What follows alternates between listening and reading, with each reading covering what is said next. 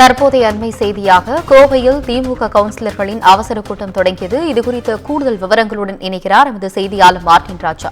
வணக்கம் மார்டின் ராஜா, உங்களுடைய விவரங்களை சொல்லுங்க. கோவை மாநகராட்சியில் புதிதாக பொறுப்பேற்க உள்ள மேயர் யார் என்பது குறித்தான தேர்தல் இன்று நடைபெறுகிறது.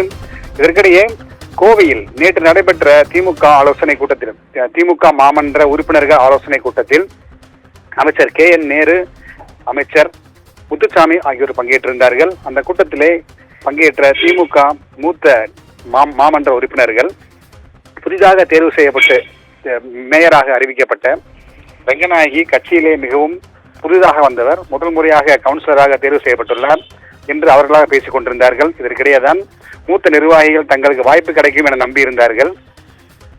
மேலும் நேற்று நெல்லையில் நடைபெற்ற மாநகராட்சி தேர்தலில் திமுகவின் உட்கட்சி பூசல் காரணமாக திமுகவின் உறுப்பினர்கள் பலரும் எதிர்த்து வாக்களித்தனர். இதே போல கோவையில் இன்று நடைபெறக்கூடிய கோவை மாநகராட்சி மேயர் தேர்தலிலும் இதே போல திமுக உறுப்பினர்கள் யாரும் கட்சி பிறண்டு வேறு யாரும் எதிர்த்து போட்டியிட்டால் அவர்களுக்கு வாக்களித்து விடக்கூடாது என்ற காரணத்திற்காக இன்று கோவையில் இருக்கக்கூடிய நல்லாயன் சமூக கூடத்தில் அமைச்சர் முத்துசாமி தலைமையிலே ஆலோசனை கூட்டம் நடைபெற்று வருகிறது.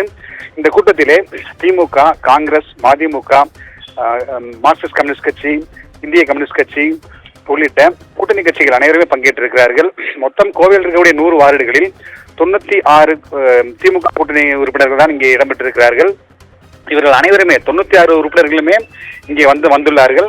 மண்டபத்திற்கு வாயிலில் வைக்கப்பட்டிருந்த வருகை பதிவேட்டில் ஒவ்வொருவரும் கையொப்பமிட்டு மண்டபத்திற்கு வந்தார்கள். இவர்களுக்கான காலை உணவு, சிற்றுண்டி உணவு தடபுடலாக ஏற்பாடு செய்யப்பட்டிருந்தது. இந்த மண்டபத்திற்கு வந்திருந்த மீனாலோகு நேற்று மண்டபத்தில் கண்ணீரும் கம்பளையுமாக தனக்கு வாய்ப்பு கிடைக்கவில்லை என்ற வருத்தத்தில் கிளம்பி சென்றார். அந்த மத்திய மண்டல குழு தலைவராக இருக்கக்கூடிய மீனாலோகு இன்று மண்டபத்திற்கு வந்தார். அவரும் வருகை பதிவேட்டில் கையெழுத்திட்டு இந்த ஆலோசனை கூட்டத்தில் பங்கேற்றிருக்கிறார். தற்சமயம் அமைச்சர் முத்துசாமி பேசி வருகிறார். அதாவது திமுக மன்றத்தில் தேர்ந்தெடுக்கப்பட்ட மக்களால் தேர்வு செய்யப்பட்ட மன்ற உறுப்பினர்கள் மக்கள் பணியில் கவனம் செலுத்த வேண்டும். அதே நேரத்தில் ஏற்கனவே கோவை மாநகராட்சி பகுதிகளில் திமுக அரசு பல்வேறு நலத்திட்டங்களை செய்திருப்பதாகவும் மேலும் குடிநீர் வசதி, சாலை வசதி உள்ளிட்ட அனைத்து வசதிகளும் செய்திருப்பதை குறித்து பட்டியலிட்டு பேசினார். எனவே அடுத்து வரக்கூடிய நாட்களில் தொடர்ச்சியாக மக்கள் பணியாற்ற ஒன்றிணைந்து செயல்பட வேண்டும் என்று அவர் பேசிக் கொண்டிருக்கிறார்.